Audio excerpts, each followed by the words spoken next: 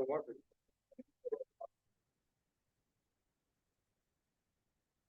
wrote that. No, the other one, the box problem.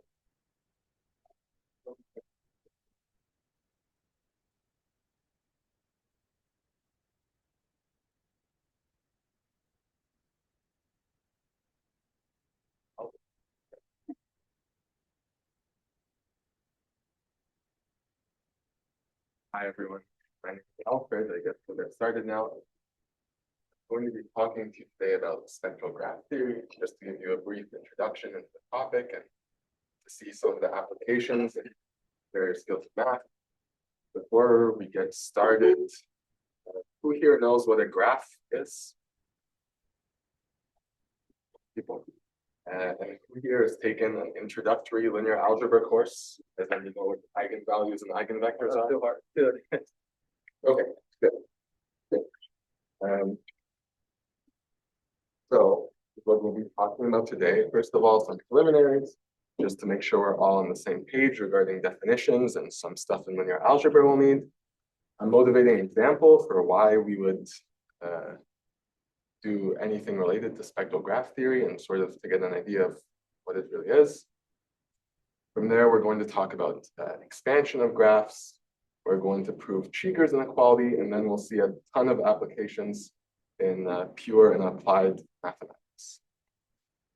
So first, preliminaries, a graph, undirected simple graph is going to be a tuple of sets. There's V, your vertex set, and E is your edge set, and we're not allowing any loops in our graphs. The degree of a vertex is the number of edges that are touching it. A graph is called D regular if the degree of every vertex is exactly D. So far, so good. And the adjacency matrix of a graph is going to be the matrix defined by Aij is 1 if there's an edge between vertex I and vertex J, 0 otherwise. So this is what a graph might look like if you do it. This graph has an adjacency matrix, which would have the first row as 0, 1, because there's an edge from 1 to 2, 0, because there's no edge from 1 to 3, 1, 1, 1, because there's an edge from 1 to 4 to 5 to 6. Everyone good? Yes. This is not simple though.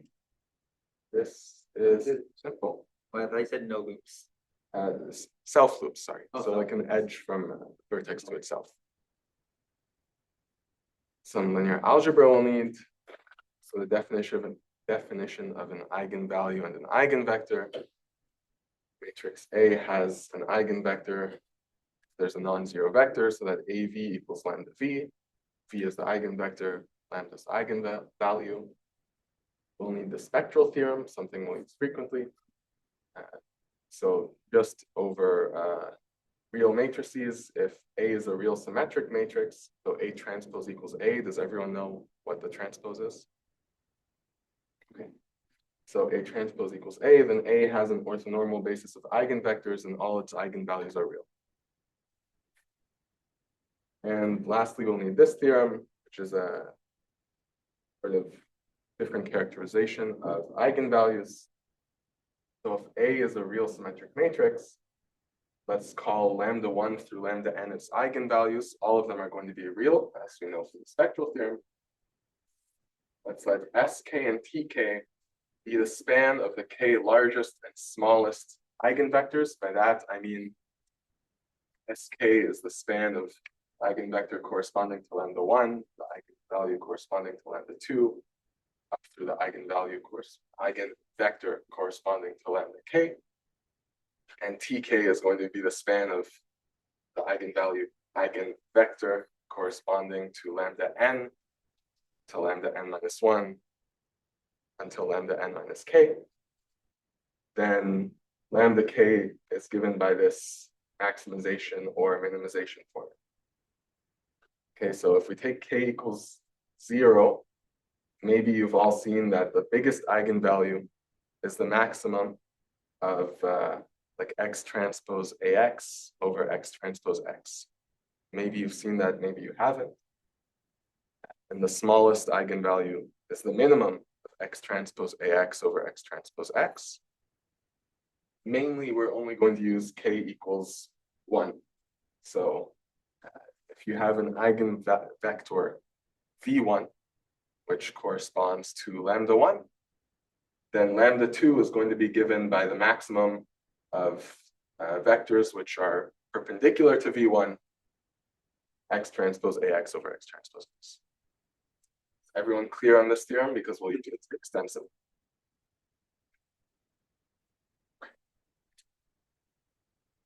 Good. So let's talk about, yes? Can you explain k equals 1? Sure. So if we have an eigenvector v1, so a v1 is going to be lambda 1 v1. It's going to be the biggest, the eigenvector corresponding to the biggest eigenvalue. Then we're going to have lambda 2, the next biggest eigenvalue. It's going to be given as the max over all x and Rn. Of course, x is non-zero. All x and Rn, so that x is perpendicular to v1. That's like x dot product v1 is 0. Isn't it index? Sorry. I think you need Index? this. Like in the maximization, you need x to be perpendicular to sk minus 1, right? Yeah. You're right. So k minus 1, and I guess t also is n minus, or is t correct? I think, anyway, the theorem is clear, and this is what we'll need, mostly. Just this k equals 1 version, so perpendicular to the largest eigen. Okay. On to an example of what we're going to be doing here. Markov chains, here's a very formal definition. Details really don't matter. You don't need to read it, or you don't want to. What's important to us, we're only going to be focusing on one specific case, which is a random walk on a graph. So random walk on a graph, we're going to start at any particular vertex on our graph, and we're going to choose randomly from one of the edges from which to follow. So if we start on vertex 1, we choose one of these 4 edges at random, I mean uniformly at random. Let's say we choose 2, we're going to take a step to 2, so that's one step of our process. We're going to choose another edge at random. From 2, maybe we go to 6, that's another step. Again, we just keep taking steps and steps and steps. Okay, we can also think about, it's not just one person here, if it's many, many, many people, and each person is doing that stepping randomly and independently of each other. So we can think of this as a distribution. So all our people start at number 1. After one time step, a quarter of our people are here, a quarter are here, a quarter are here, and a quarter are here, right? If you have like 100,000 people, you expect almost exactly a quarter will be in each of these places. Okay, so the way we can represent this mathematically is using this normalized adjacency matrix. So this here is the adjacency matrix of this graph, right? I'll give you a second to look at it and believe that to be true. And we're normalizing it by the degree of the vertex, so 4. And this is a 4 regular graph, so we're normalizing by 4. So now you see that the rows and the columns all sum to 1. So now if we take a vector, let's say we want to represent our people, group of people starting all of them at vertex 1, we would represent that by the vector 1, 0, 0, 0, 0, 0. If we want to say half our people are starting at 1 and half of our people are starting at 4, we would represent that by the vector 0 0.5, 0, 0, 0 0.5, 0, 0. Okay, that's like our starting state, how our people are distributed. To represent one of these time steps where people choose a random direction to move in, we multiply by that matrix. Okay, and if we keep doing this process over and over again, and we take the limiting distribution, first of all, will there be a limiting distribution in the end? And second of all, how quickly are we going to get there? I guess also, what is the limiting distribution? So does everyone understand this so far? What I mean by a random walk on this graph? Yes. Are we only considering regular graph? Or Yes. This entire time, we're only going to consider deregular undirected graphs. Yeah. When we say limiting like behavior, do we mean like Euclidean norm? Yes. Right.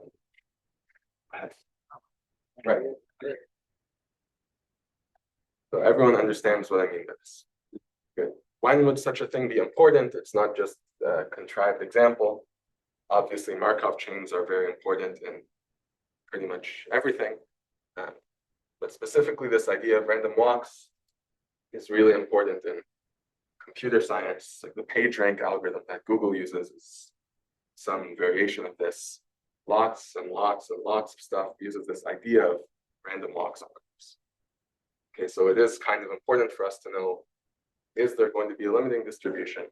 And if so, how many time steps do we need before we get close to it? Okay.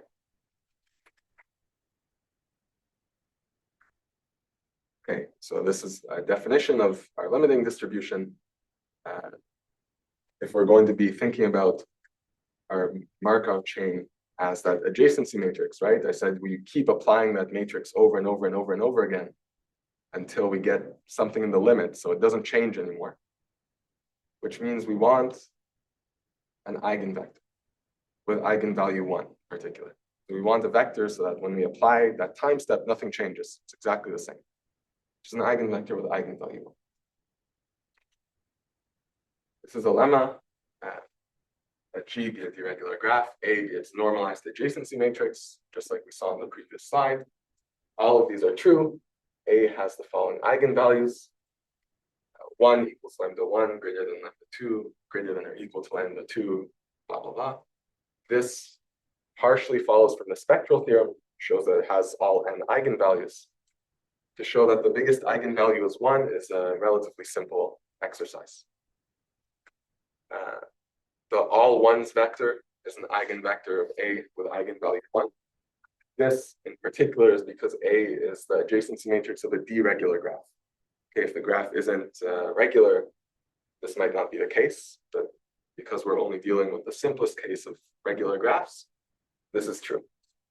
Okay, and maybe it's not too hard to see this if you multiply A by the all ones matrix, all ones vector, sorry, you get like in each coordinate the degree of that vertex. So the first coordinate is the degree of vertex 1, the second coordinate is the degree of vertex 2, so on and so forth, but all the degrees are D, right? So there you go. And then here's our third statement, which we are going to prove. So let lambda be the biggest of lambda 2, or the absolute value of lambda n. You can also put an absolute value here, it doesn't matter at all.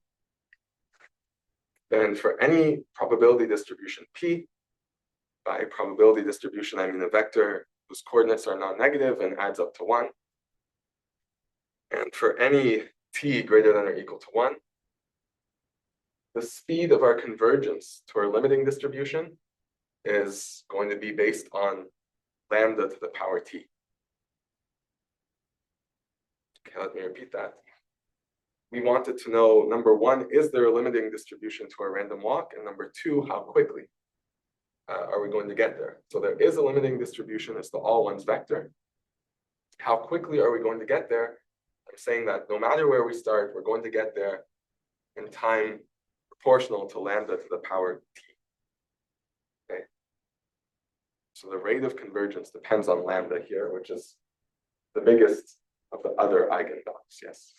saying for any deregular graph, Yes. if we pick any starting distribution and apply the adjacency matrix enough times, it will reach the all one distribution. Yes, in the limit, Yeah, but what if, for example, if our graph was not connected at all? We started with a distribution localized in one kind of components. How would it reach the uniform distribution in that case? that's a good catch. So it needs to be deregular and connected. Okay, but what if the graph consists of four vertices on this starting distribution was in two opposite points? Then it will just oscillate between two distributions. The graph is a square, and the distribution is 1/2 on one point and 1/2 on the opposite points. And if you apply the adjacency matrix, it's going to become another distribution of the type, like rotated by 90 degrees. So if you apply it a lot of times, it will oscillate between these two positions.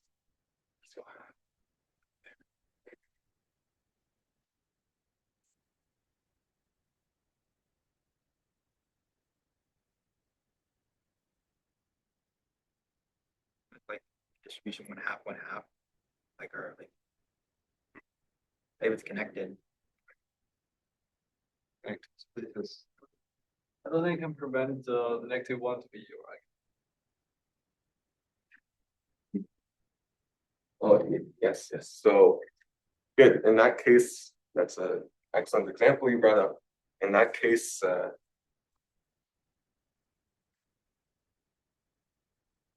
this graph is bipartite, right? Bipartite graphs always have -1 or -d, I suppose, as their eigenvalue.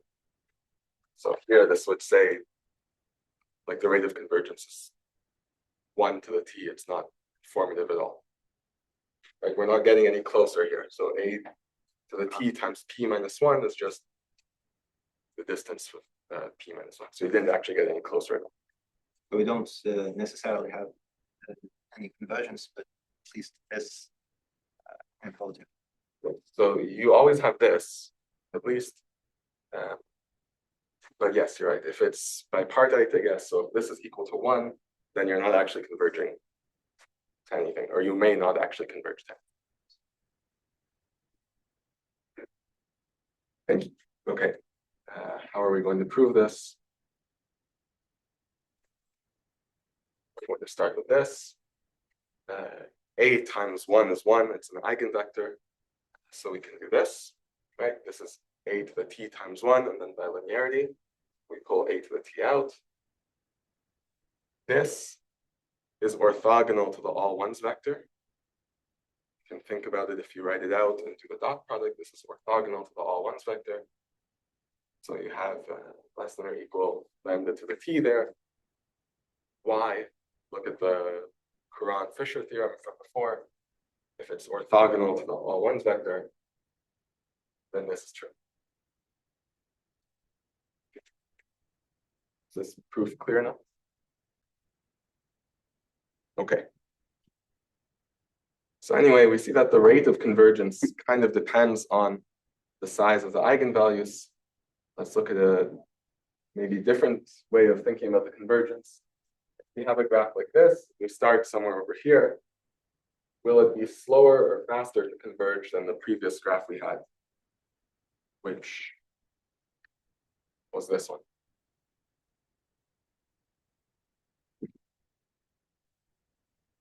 Think about this for a little. It's going to take much, much longer for this to converge.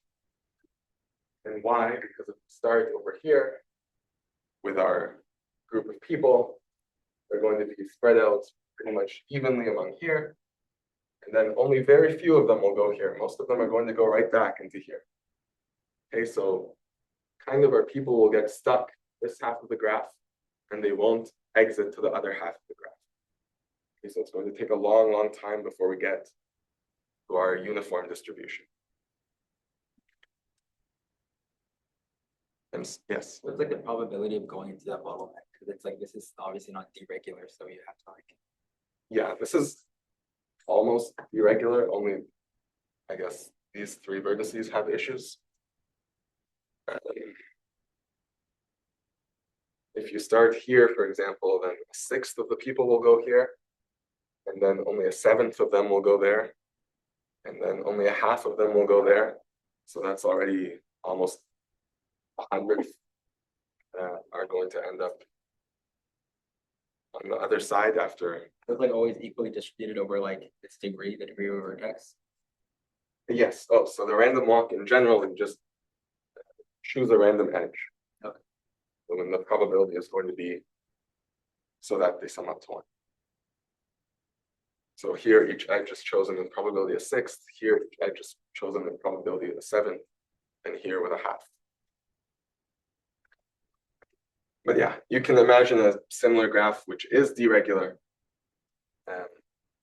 roughly, and you'll have similar issues. So why is this happening? We can see it's because of that bottleneck right in the middle. So maybe we want to measure how much of a bottleneck a graph has so that we can kind of avoid these situations, or at least come up with graphs which are not bad like this, graphs for which we converge quickly. So given an undirected deregular graph in a set S, we define the expansion of the set S to be ES S complement. By that, I mean the set of edges which have one point in S and the other endpoint in S complement. And there should be, I guess, a size of, because that's a set. So the expansion of S is the number of edges have one point in S, one point in S complement, divided by D times the size of S.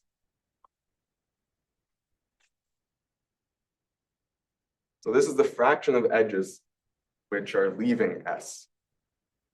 Okay, ds is the total number of edges which S has, and ES as complement is the number of edges, or the set of edges which are leaving S. Okay. Then we'll define the expansion of a graph G to be the minimum over all sets S, which are less than half the size of 5S. Yes. Undirected. Undirected. Well, there's a notion of a directed graph in which each edge is an ordered pair, X, Y. And an undirected graph, you can think of each edge as a set, X, Y. So the order doesn't matter. You can, of course, define this exact same thing for a directed and weighted graph. It doesn't matter, but we're sticking to the simplest case now. So you can define the expansion of the graph G to be the minimum over all sets which are less than half the size of 5S. Why less than half the size? It's symmetric, so we just don't want to take S really, really large. In that case, we would want to divide by D of like V minus S, right? This definition of expansion of a set is almost symmetric. The numerator is symmetric, but the denominator isn't. So S less than half the size of V is just to accommodate for that. Anyway, so if you look at this graph, what's the expansion here? The expansion is about 0.5, which you can see by taking any of these triangles. You have a set of 3. How many edges are going out? 1, 2, 3, 4, 5, 6. 6, yeah. 6 over 4 times 3. This is 4 regular, so that gives us 0.5. And you can just check all the other possible sets S. This dumbbell graph from before, it's not deregular as we said, but you can define expansion appropriately for those graphs. It has expansion about 1 over 43. Okay, so very, very small expansion, which reflects the fact that it has a tight bottleneck. Okay, is everyone good so far? Okay, so we've seen sort of intuitively that expansion has to do with mixing time, or like how fast we converge to a limiting distribution of a random walk. We've seen that eigenvalues have to do with how fast we converge to a random walk. Can we relate them? First of all, I'm going to give you another definition. Let G be a deregular undirected graph. Adjacency matrix is A. We're going to define the Laplacian to be D times the identity matrix minus A. The normalized Laplacian to be the Laplacian over D. Okay? And then we have this inequality, which we're going to spend the next little bit proving, is given deregular undirected graph G with normalized Laplacian L. The eigenvalues are going to be lambda 1 equals 0, lambda 2 all the way through lambda n. We're going to have half of lambda 2 less than or equal to the expansion of G less than or equal to square root 2 lambda 2. So we can relate pretty tightly the expansion of our graph and the second eigenvalue, size of the second eigenvalue. Yes? These are eigenvalues of the Laplacian. Of the Laplacian. Okay. So proof in one direction is easy, which is this direction here. This direction is much harder. So let's start by looking at the easy direction. This lemma that I'm going to state but not prove for the sake of time. If we have our normalized Laplacian L, then X transpose Lx, so the sort of quadratic form of the Laplacian, is 1 over d times the sum over all edges, xi minus xj all squared. You can work this out pretty easily from the definition of the Laplacian if you just write everything out in full and then subtract it back down. This is also very important for a variety of reasons. The Laplacian, as it's named, is kind of an analog to the normal Laplacian in like Rn. So you can do weird things like talk about differential equations on graphs. This also, if you do physics or if you know much physics, looks like a sort of energy. Okay, so there's another way of looking at graphs as like a big system of springs. So the edges are all springs. Anyway, the Laplacian has a lot of different interpretations you can take, but for now, all we need is that it's given by this, this formula.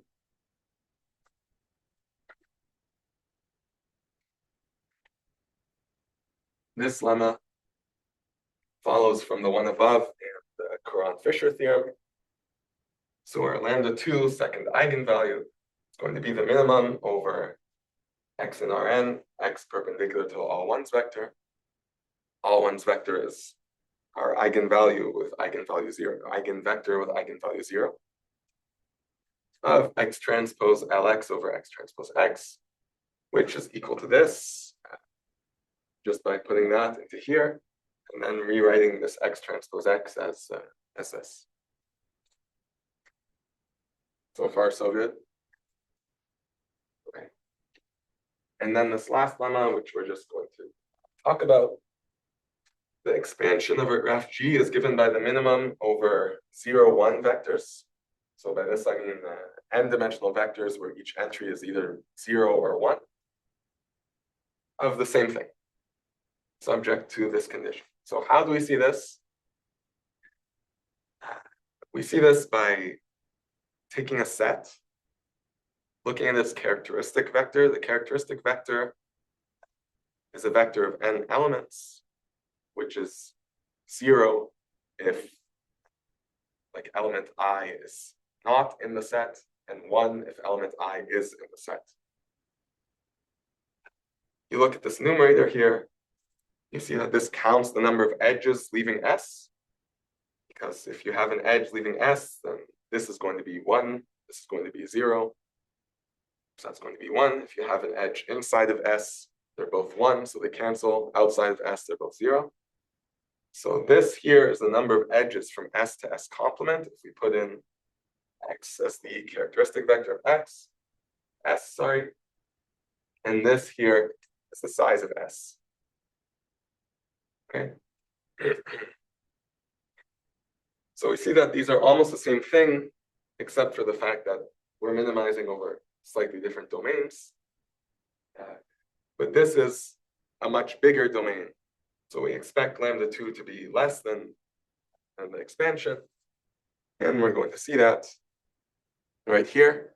Let S be a subset of the vertices with S less than half the size of V. Chi S, which I'm using to denote the characteristic vector of S. So again, that's 1 chi S at coordinate I is 1 if and only if I is an S. Chi S dot the all ones vector is the size of S, which is not 0, so we can't use it directly. No problem. Let's define XS like this. So we're just going to rescale slightly, kind of shift and rescale our characteristic vector. So now if I is in S, we're going to have that coordinate 1 over the size of S. If I is not in S, we're going to put -1 over the size of V minus S. This we can see is perpendicular to the all ones vector because it's going to be size of S over S minus size of V minus S over V minus S, so 0. So now we can say lambda 2 is less than that. We can look at this term up here. If you think about it, you'll see that it equals this.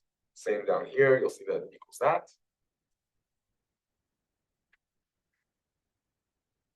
And with some basic calculations, you can see that lambda 2 now is going to be less than or equal to twice the expansion of the set S. Now we can minimize over the set S. We get lambda 2 is less than or equal to twice the expansion of the graph G.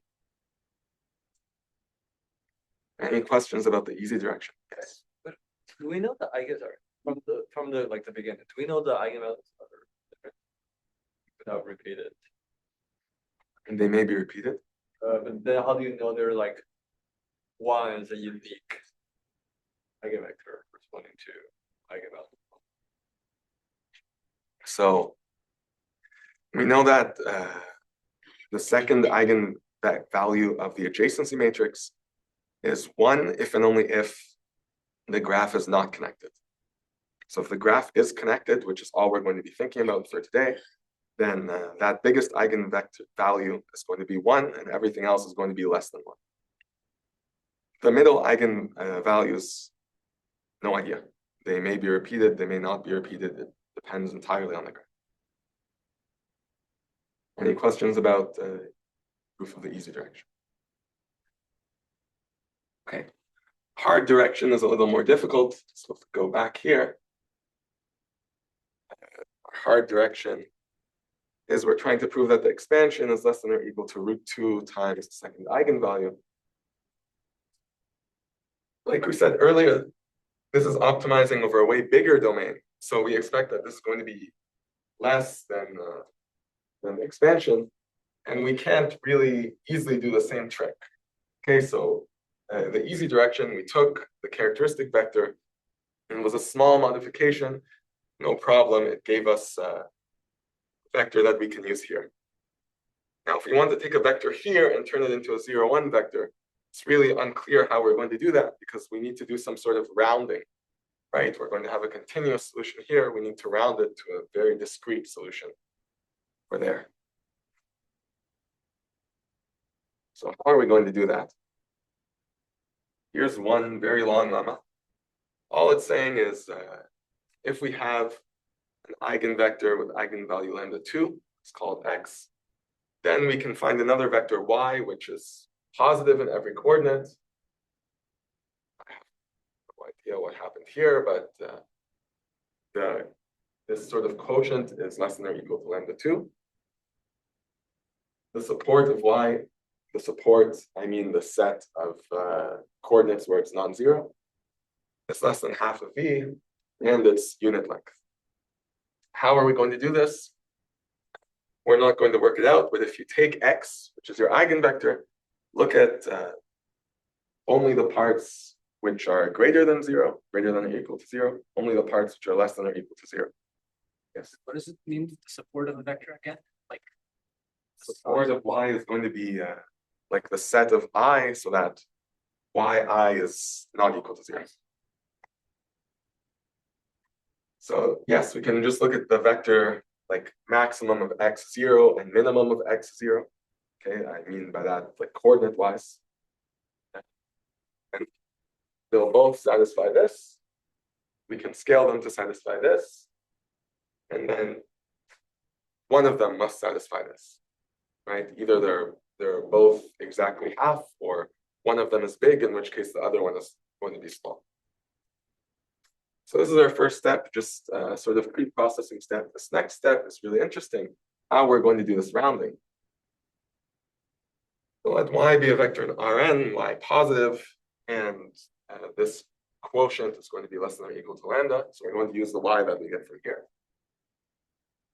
Then there exists a t greater than 0, so that this set st, which is going to be the coordinates where y of I squared is greater than or equal to t, is non-empty, and the expansion of st is less than or equal to square root 2 lambda.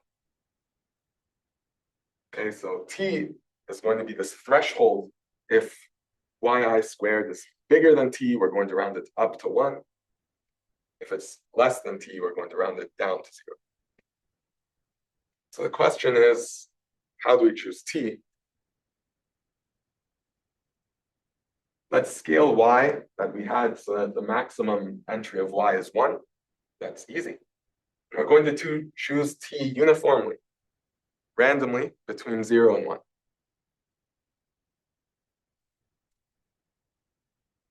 So we already know st is going to be non-empty because we're choosing t to be strictly less than 1.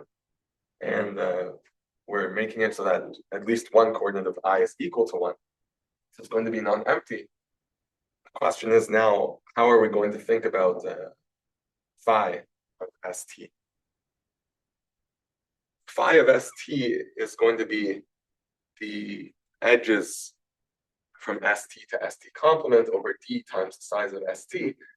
Because we introduced randomness by choosing this t randomly, we need to think about the expected value. Okay, we can't really compute deterministically because t here is random. And what we're going to do is a little bit weird. So phi of st is a quotient. We're going to compute the numerator, the denominator, their expected values separately. So that, you'll see how that works in the proof of that. Let's start by computing the numerator. Expected value of the edges, number of edges from st to st complement is going to be what? Bilinearity of expectation is going to be the sum over all edges. Probability that ij is one of those edges leaving st. Now, what's that probability going to be? Well, we need I to be rounded down and j to be rounded up, or vice versa. So we need p to be in between yi squared and yj squared. So this is going to be exactly that. That's a probability. Yi squared minus yj squared, absolute value. Again, that's because we need t to be in between yi squared and yj squared in order to separate I and j so that the edge is really crossing. And then we're going to write like that. We're just going to factor. We're going to use Cauchy-Schwarz. Does everyone know what Cauchy-Schwarz is? Okay. We're going to use Cauchy-Schwarz on our expression over there. That's going to give us this. How did we get this thing on the right? It's supposed to be like this sum yi plus yj all squared, right? How did we get that? Here it is. Simple enough calculation. Look at the sum. This is an easy inequality right here. And then here we're using the irregularity. So something, think about a relatively simple calculation once you see it, but maybe you need to look at it for a little bit, so just take my word for it. So that's our expected value of the numerator. The denominator, expected value of d times the size of st, going to be d times the probability that I is an st. And as we said, that means we need t to be what? To be less than yi squared in order for I to be rounded up. Okay, so it's going to be equal to this. Any questions about the computations of the expected values? Yes. Can you explain the second equality again? This. This. Yes. Okay. So we want to know, when is ij going to be one of these edges, which is crossing st into outside of st? Which means we need what? We need like yi to be rounded down and j to be rounded up. We can't have them both go 0 or both go 1, otherwise it won't work. So when is I rounded down?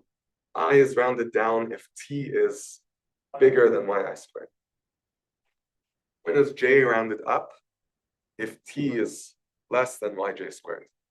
So we need t to be in this range between yi squared and yj squared. So that's exactly absolute value of yi squared minus yj squared. The absolute value is because we don't know which one is going up and which one is going down. So it might be that like I is rounded up and j is rounded down, or vice versa.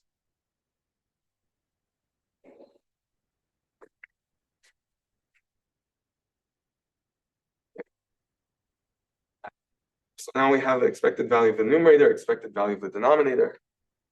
We can look at this quotient of the two. Of course, we're not done yet, because the expected value of the quotient is not equal to the quotient of the expected values. But we do have something here. Okay, and everyone sees how we got this, I hope, just by plugging in the values we got from the last slide. So what are we going to do now? What this does tell us is this. Yes, 0. So if we multiply by this over here and move it over there, the expectation is linear, so we can push the root 2 lambda inside. We can move that thing back over here. And again, the expectation is linear, so we get this. The expected number of edges minus d times the size of st times square root 2 lambda is less than or equal to 0. Does everyone agree so far? Okay, so now we're done.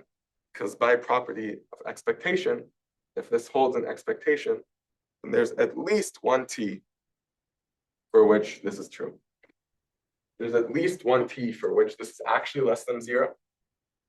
And then if this is actually less than 0, we're done. Now we have that the expansion of a certain set is less than or equal to square root 2 lambda. Okay, does everyone follow that?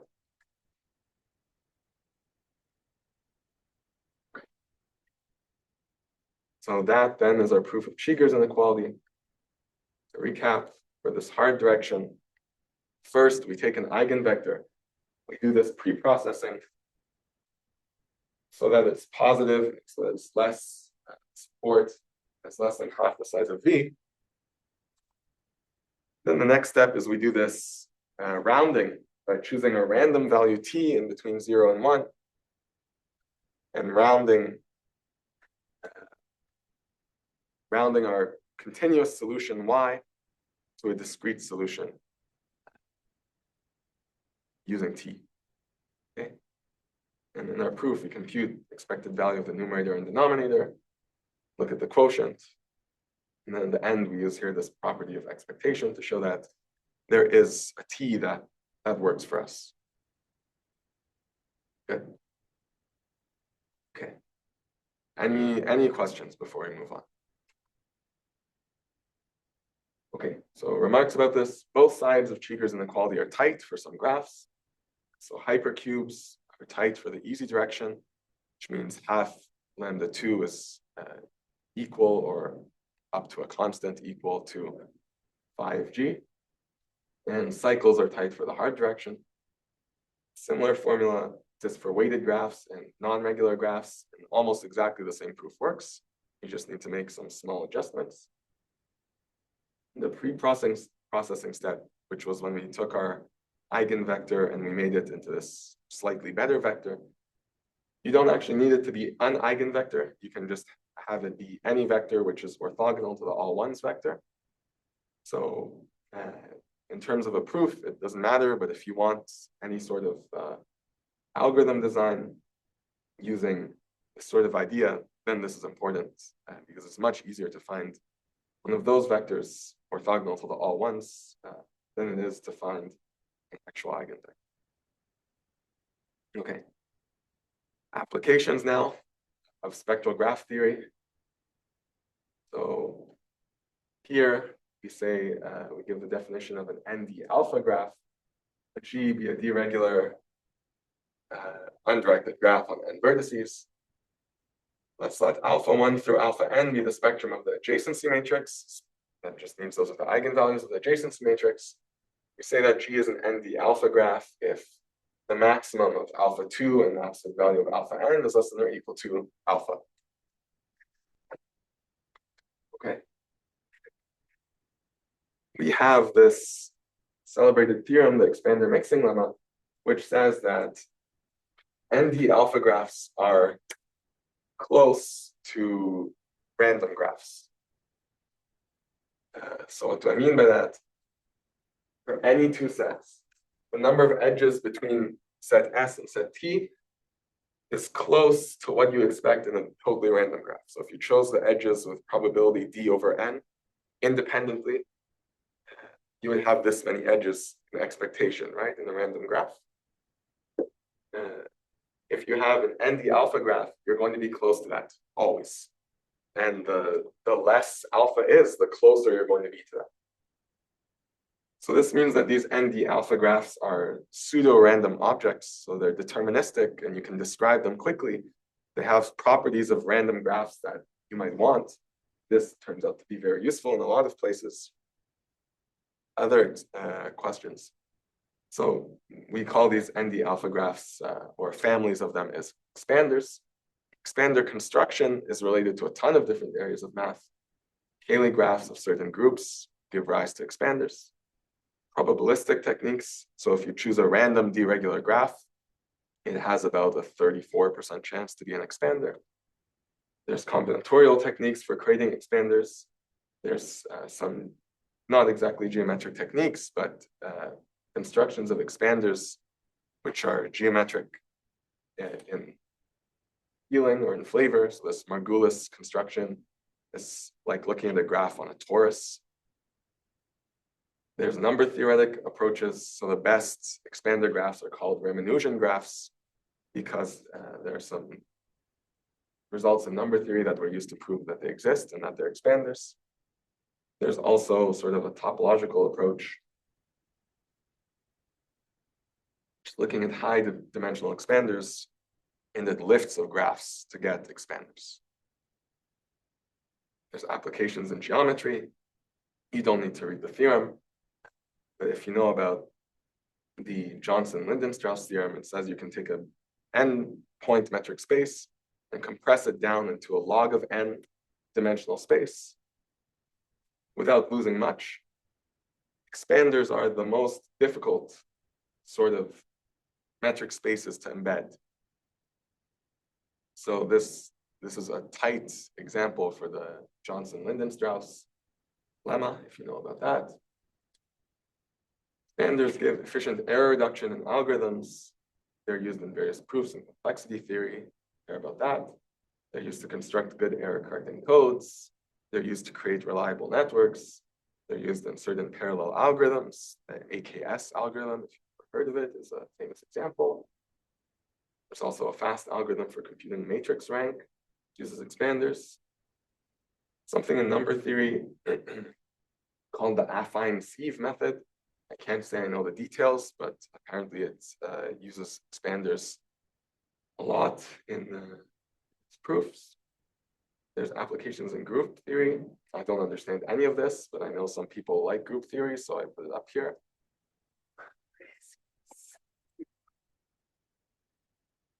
Number of Supposedly you need expanders to prove that. Also, we have more applications. Some counterexamples for this conjecture I've never heard of. Some results about distribution of integer points on spheres, counting rational solutions of curves, some stuff in C-star algebras, random three manifolds, etc., etc. Any of that sounded interesting. There's this great survey where I took all of these things from. More stuff, so we can.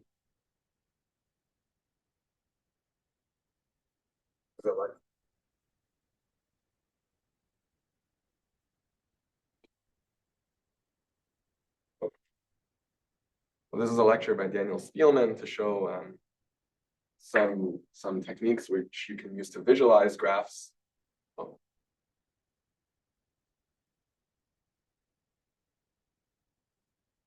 Here he had this sort of weird looking graph.